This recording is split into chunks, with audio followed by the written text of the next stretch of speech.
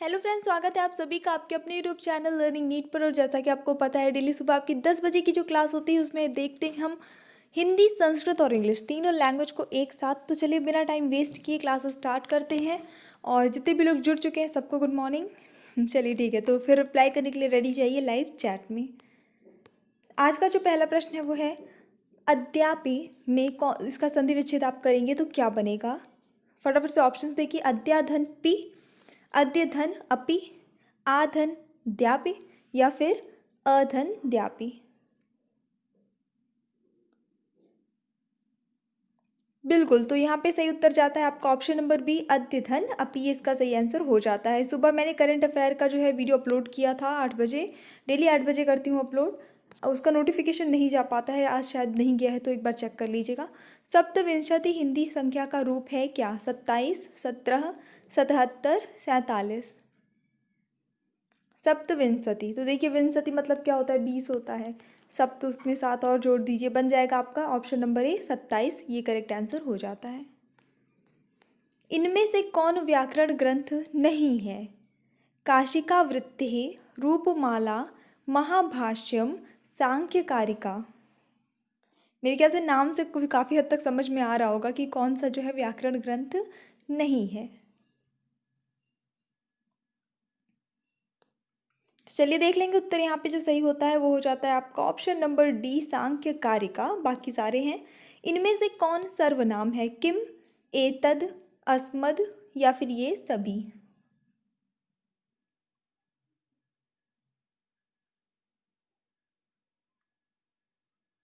चलिए देखेंगे, उत्तर बिल्कुल हो जाएगा आपका ऑप्शन नंबर डी, ये सभी जो है सर्वनाम है। सीतायाह, इसमें विभक्ति और वचन क्या होगा? सप्तमी एक वचन, पंचमी एक वचन, षष्ठी बहुवचन या संबोधन द्विवचन। सीतायाह, सीता का कैसे रूप बनेगा?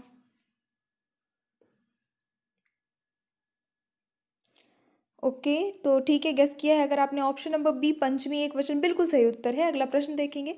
पुत्रेण सह आगतः पिता, यहाँ पे पुत्रेण में कौन सी विभक्ति प्रयुक्त हुई है? अगर आपको विभक्ति सूत्र याद है, उनके नियम याद है तो भी बन जाएगा। और अगर आपको नॉर्मल शब्द रूप याद है, बालक का, राम का, क्योंकि पुत्र का भी वैसे ही चलता है, तो भी आपसे बन जाएगा। पुत्रेण, बालकेन, रामेण कहाँ बनता है, कौन सी विभक्ति में? बिल्कुल, तो उत्तर सही हो जाता है। यहाँ पे इस प्रश्न के लिए आपका ऑप्शन नंबर बी, तृतीया विभक्ति, बिल्कुल सही उत्तर है। यहाँ पे शुद्ध वाक्य क्या है? राम गच्छथः, कृष्णः पठन्ति, बालकः क्रीडति या ते गच्छति।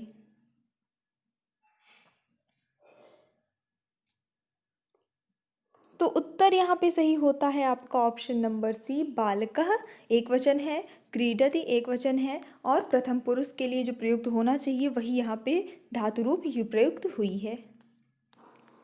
बुद्ध चरितम ग्रंथ के रचनाकार कौन है? कालिदास, अश्वघोष, माघ या फिर प्रवर सेन। बुद्ध चरितम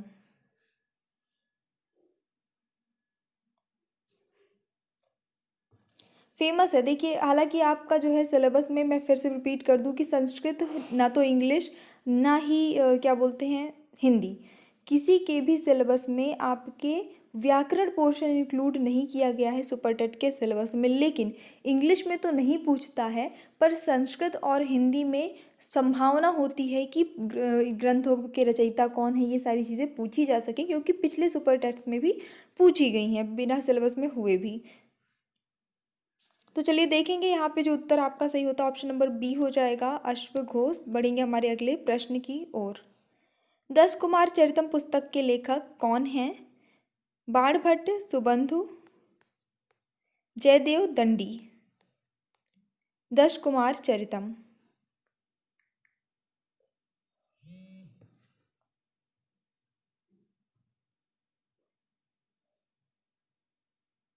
चलिए देख लेंगे उत्तर यहाँ पे क्या सही हो जाता है आपका। बिल्कुल ठीक है, तो आपने ऑलरेडी इसको गैस कर लिया है। 10 कुमार चरितम के लेखक हैं दंडी। ऑप्शन नंबर डी यहाँ पे सही हो जाता है। युधिष्ठिरः में समास है कौन सा? अलुक तत्पुरुष, नई तत्पुरुष, षष्ठी तत्पुरुष, पंचमी तत्पुरुष। इससे रिलेटेड एक क्वेश्चन कल भी मैंने किया हुआ था, जिसका आंसर जो है वही था जो आज का आंसर होने वाला है। थोड़ा सा मैंने हिंट कर दिया आपको। तो फटाफट से बता लीजिए। चलिए देख लेंगे यहाँ पे जो सही उत्तर होता है अलुक तत्पुरुष हो जाता है। अलुक तत्पुरुष एक्चुअली होता क्या है, देखिए जो कोई भी समास जहाँ पे जिस जगह जो समस्त पद होता है, समस्त पद मतलब समास करने के बाद, जैसे युधिष्ठिर अपने आप में समस्त पद है, विग्रह करेंगे तो युधि धन स्थिर बनेगा। युधि धन नहीं लगेगा, धन नहीं भी लगाएगा, युधि स्थिर ऐसे बनेगा, धन संधि में लगेगा।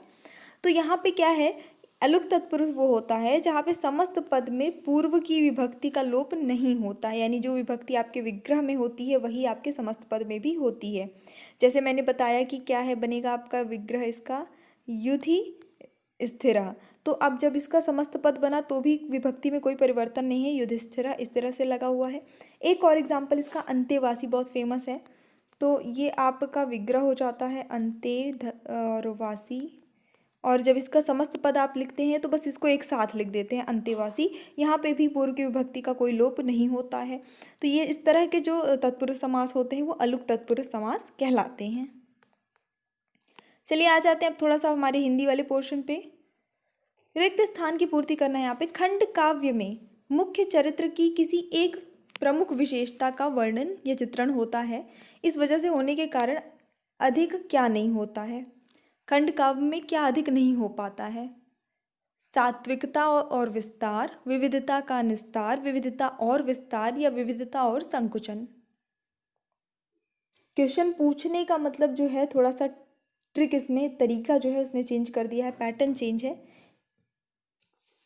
तो चलिए देखेंगे उत्तर यहाँ पे जो सही होता है आपका ऑप्शन नंबर सी हो जाता है, क्योंकि किसी एक ही विशेषता का चित्रण होता है खंड काव्य में, किसी भी जो मेन पात्र होता है उस काव्य का, उस ग्रंथ का, तो उसकी ज़्यादा विविधताएं और विशेषताएं जो है वहाँ पे इंक्लूड नहीं की करी जाती हैं। इनमें से कौन सा विकल्प सरल वाक्य के अंतर्गत आएगा। बस में खराबी थी इसीलिए दुर्घटना हुई। प्रधानमंत्री ने कहा कि हम शांति और युद्ध दोनों के लिए तैयार हैं। छात्रा ने बहुत ओजपूर्ण स्वरचित कविता सुनाई। श्याम आया और मोहन चला गया।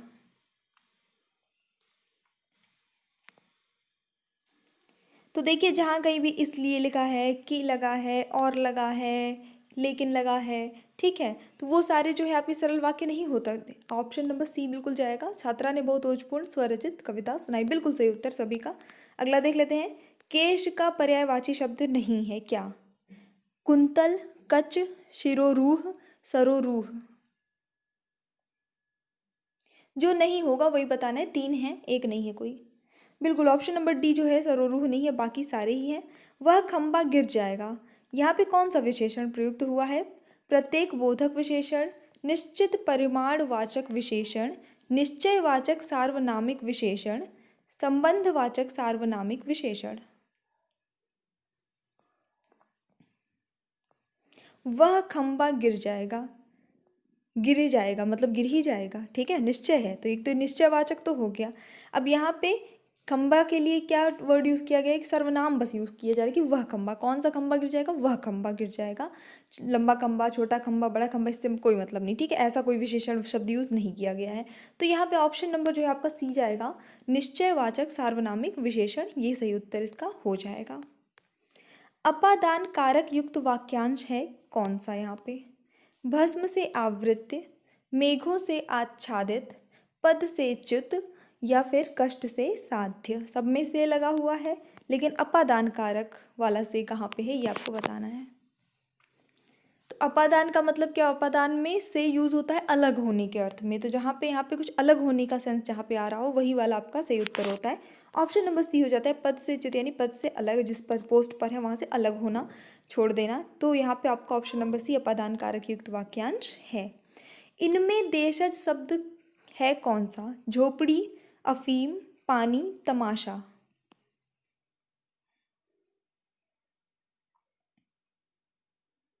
उत्तर देखेंगे यहाँ पे झोपड़ी जो है देशज शब्द हो जाता है। कनक कनकते 100 गुनी, मादकता अधिकाय। यहाँ पे कौन सा अलंकार है। कनक कनक दो बार यूज हुआ है, हालांकि इन दोनों का जो है मीनिंग जो है वो हर बार अलग अलग है।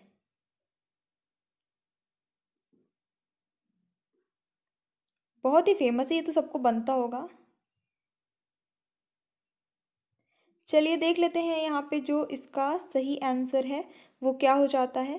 तो यहाँ पे सही आंसर होता है आपका ऑप्शन नंबर ए, यमक अलंकार। आ जाते हैं हमारे अगले प्रश्न पर। वह साहित्य जिसमें गद्य और पद्य दोनों मिश्रित हों, इसके लिए सार्थक शब्द यानी एक शब्द क्या प्रयुक्त होगा जिसमें गद्य और पद्य दोनों मिश्रित हों? गद्य काव्य, चंपू, गद्य गीत, मिश्रित वाक्य। मतलब कुछ भी ऑप्शन दे देगा, है ना। मिश्रित वाक्य कैसे होगा? यहाँ काव्य की बात हो रही है, ग्रंथ की बात हो रही है, साहित्य की हो रही है। तो चलिए देखेंगे कैसे होगा इसका उत्तर। बिल्कुल ऑप्शन नंबर बी सही हो जाता है। चंपू काव्य किसे कहते हैं? जिसमें गद्य और पद्य दोनों सम्मिलित होते हैं। याद रखिएगा इसको। हाथी के पाँव में सबका पाँव, इस लोकोक्ति का निकटतम अर्थ क्या बताना है आपको? किसी बड़े का भार बड़ा ही उठाता है, बड़े लोगों के साथ छोटों की भी गुजर हो जाती है, यदि किसी व्यक्ति का कोई कुटुंबी उन्नति करता है तो उसका भी नाम होता है, किसी कार्य को करने में बड़े आदमियों के असफल होने पर छोटा उसे करने को तैयार हो जाता है। हाथी के पाँव में सबका पाँव। चलिए देखेंगे यहाँ पे सही उत्तर क्या होगा। तो ऑप्शन नंबर यहाँ पे बी सही हो जाता है कि बड़े लोगों के साथ छोटे लोगों का भी की भी गुजर हो जाती है, कहने का ये सेंस हो जाता है। अगला प्रश्न देखेंगे। गर्माहट, यहाँ पे कौन सा प्रत्यय प्रयुक्त हुआ है? हट, ट, आहट, आह। आसान है, गरम धन आहट गर्माहट। ऑप्शन नंबर सी बिल्कुल सही हो जाता है यहाँ पे। चलिए अब आ जाते हैं हम अपने इंग्लिश पोर्शन पे। आज मिक्स्ड क्वेश्चन हैं यहाँ पे इंग्लिश के क्वेश्चंस। तो चलिए देखेंगे, स्टार्ट करेंगे। Okay, choose the correct word order. यहाँ पे एक सही वर्ड ऑर्डर, अब क्योंकि आपने ऑलरेडी टेंस पढ़ा है, आपको सेंटेंस का स्ट्रक्चर पता है कि पहले क्या यूज़ होता है, फिर क्या यूज़ होता है, सब्जेक्ट कहाँ रखते हैं, वर्ब कहाँ रखते हैं, ये सारी चीज़ें आपने ऑलरेडी पढ़ रखी हैं। जिन लोगों ने नहीं पढ़ रखी है, चैनल पे अभी भी न्यू है, एकदम ही न्यू है, तो प्लीज़ इंग्लिश ग्रामर वाली प्लेलिस्ट में जाके चेक करिएगा। यहाँ पे आपको सही वर्ड ऑर्डर बताना है। Music Jack loves, music loves Jack, Jack loves music, या फिर जैक म्यूजिक लव्स। तो पहले क्या होता है? सब्जेक्ट आता है यानी कर्ता आता है, उसके बाद वर्ब यानी कि क्रिया आती है, और फिर जो है कर्म आता है यानी कि ऑब्जेक्ट आता है। तो ऑप्शन नंबर सी यहाँ पे सही होगा।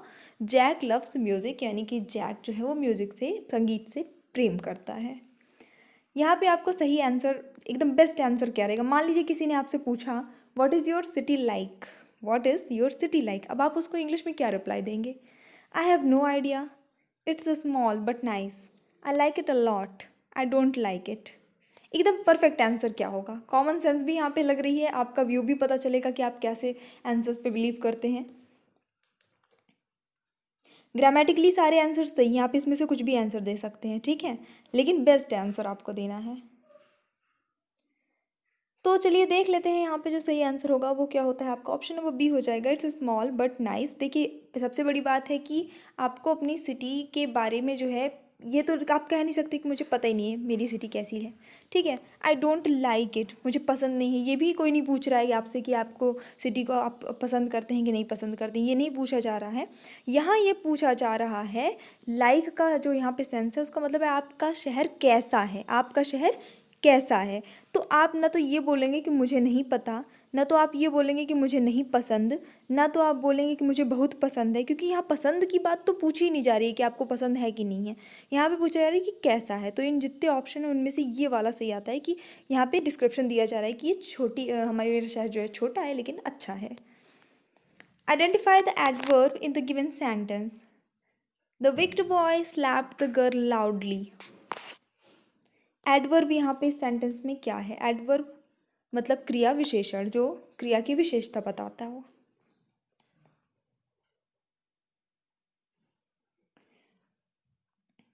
चलिए देखेंगे आंसर क्या होता है। तो देखिए यहाँ पे क्या चीज़ है कि लड़के ने जो है लड़की को तेजी से मारा, है ना, स्लैप किया, थप्पड़ लगाया, वो आवाज़ आई उसकी, है ना। तो स्लैपिंग जो है वो वर्ब हो गई, क्रिया हो गई है स्लैप करना। अब ये कैसे स्लैप किया? लाउडली, तेजी से, काफ़ी तेज से, है ना। तो ऑप्शन नंबर डी यहाँ पे लाउडली जो है वो एडवर्ब है, वो स्लैप करने का जो तरीका था उसको बता रहा है। For the question below, choose the best answer. Shall we go to the gym now? Shall we go to the gym now? यहाँ पे भी बेस्ट आंसर सेलेक्ट करना है। अगर आप किसी ने ऐसा बोला तो आपको क्या बोलना चाहिए? किसी ने आपसे पूछा कि क्या हमें अब जिम चलना चाहिए, आई मीन जाना चाहिए इन फ्यूचर, तो आप बोलेंगे आई एम टू टायर्ड, मैं बहुत थक गई हूँ या गया हूँ, इट्स वेरी गुड। हाँ, बहुत अच्छा है। नॉट एट ऑल, बिल्कुल भी नहीं। आई सपोज यू कैन, मुझे लगता है तुम जा सकते हो। आई मीन बेस्ट आंसर क्या होगा, चलिए देखेंगे यहाँ पे आपका सही आंसर क्या जाता है। तो ऑप्शन नंबर यहाँ पे आपका सी वाला सही होगा, नॉट एट ऑल। क्योंकि यहाँ पे सिर्फ क्या है, ये इंट्रोगेटिव सेंटेंस है जो कि मैंने आपको टेंस के दौरान पढ़ाया था।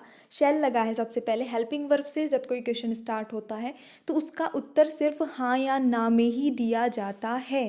ये चीज़ रटाई हुई है बार बार बोल बोल के। जब कभी भी इंट्रोगेटिव सेंटेंस आए जिसका आई मीन इंट्रोगेटिव सेंटेंस जिसमें हेल्पिंग वर्ब से स्टार्ट हो, हाँ या ना में ही आंसर जाएगा। एक्स्ट्रा आपको कुछ भी नहीं बताना है। अगला देखते हैं। Choose the best option to complete the given sentence. You should blank your homework. क्या आना चाहिए? You should make your homework, you should do your homework, you should work your homework और you should give your homework.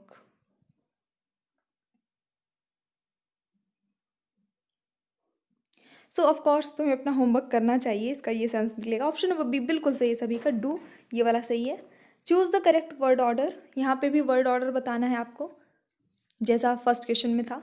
I lent my pencil him, my pencil I lent him, my pencil him I lent him my pencil. अच्छा question है।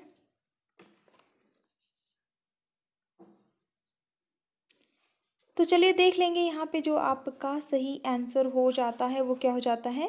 सबसे पहले तो आपको सबसे क्या बात है कि आपको सब्जेक्ट लगाना है, तो आई हो जाएगा, तो ये वाले तो हटा दीजिए। आई लेंट, फिर वर्ब लगाया, आई लेंट माई पेंसिल हिम, नहीं कि him my pencil, I lent him my pencil. तो ये वाला आपका डी वाला बिल्कुल, जितने भी लोगों ने डी गेस किया है बिल्कुल सही है। Choose the word that can join the two given sentences. She is pretty, she is proud. इनमें से कौन सा वर्ड का यूज़ करके हम इन दो सेंटेंस को आपस में जोड़ के एक सेंटेंस बना सकते हैं? प्रिटी मतलब बहुत सुंदर है, वो सुंदर है, और वो घमंडी भी है। तो यहाँ पे हम जोड़ेंगे बट। क्यों? क्योंकि जब कभी भी दो अपोजिट क्वालिटी, अब मतलब ये सुंदर होना पॉजिटिव वाली क्वालिटी हो गई और घमंडी होना निगेटिव वाली क्वालिटी हो गई, तो जब कभी भी दो अपोजिट क्वालिटीज़ अपोजिट चीज़ों को जोड़ के एक सेंटेंस बनाना होता है तो हम बट का यूज़ करते हैं। तो शी इज़ प्रिटी बट प्राउडी, मतलब कि वो सुंदर है लेकिन घमंडी है। Choose the option that is nearly the same in meaning plenty, मतलब कि आपको सिनोनिम बताना है प्लेंटी का। प्लेंटी मतलब क्या होता है? कोई चीज़ प्रचुर मात्रा में होना, पर्याप्त मात्रा में, ज़्यादा मात्रा में होना। चलिए देखेंगे तो यहाँ पे जो आंसर इसका करेक्ट हो जाता है ऑप्शन नंबर ए हो जाएगा, लॉट। लॉट्स ऑफ क्वेश्चंस, है ना, तो मतलब वही चीज़, लॉट मतलब बहुत सारी। Choose the incorrect spelling. किसकी स्पेलिंग गलत है? Loner, mathematics, grammar, arithmetic. ये तो बनना ही बनना चाहिए क्योंकि सब सब्जेक्ट्स के नाम है पूरे, लोनर छोड़ के।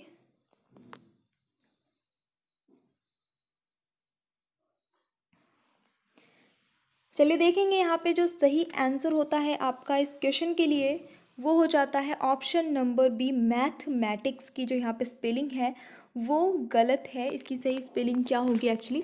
MATHE, यहाँ तक बिल्कुल ही सही है। ME जो लगा है, ई नहीं होना चाहिए, इसकी जगह ए होना चाहिए, ठीक है। तो मैथमेटिक्स की सही स्पेलिंग ये होती है। आज भी आप ग्रामर की रैंडमली और मैथमेटिक्स की स्पेलिंग किसी से लिखवा लीजिए, बहुत लोग, बहुत पढ़े लिखे लोग भी गलती कर देते हैं, ठीक है।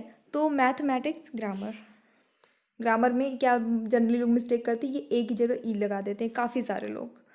तो देखिएगा next. Choose the option to which you can add LY at the end to form a new word. इनमें से कौन से ऑप्शन में आप लास्ट में LY लगा के एक नया वर्ड बना सकते हैं जो कि एक सार्थक शब्द बने, ऐसा नहीं कि कुछ भी लगा दिया। सून, लेट, नाउ, फास्ट। आंसर भी दीजिए फास्ट एकदम। ओके तो चलिए ठीक है, देख लेते हैं यहाँ पे जो सही आंसर होगा इस क्वेश्चन के लिए बी हो जाएगा, लेटली।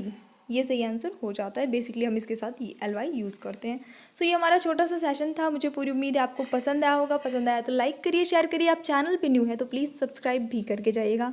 क्लासेस जो है अपलोड इस समय मैं कॉन्टिन्यूसली करने की कोशिश करती हूँ कि एक्स्ट्रा वीडियोज़ भी आपको प्रोवाइड कराऊँ, लेकिन नोटिफिकेशन नहीं जाता है। कल रात में हमारा जो जीवन कौशल वाला वीडियो था और आज सुबह का करंट अफेयर, दोनों की नोटिफिकेशन शायद नहीं गए हैं, तो प्लीज़ एक बार आप चेक कर लीजिएगा। वरना फिर ऐसा लगता है कि मेहनत वेस्ट हो गई। तो प्लीज़ एंड सब्सक्राइब करके सपोर्ट करिए अगर अभी तक नहीं किया है। So thanks for watching, keep studying and bye bye.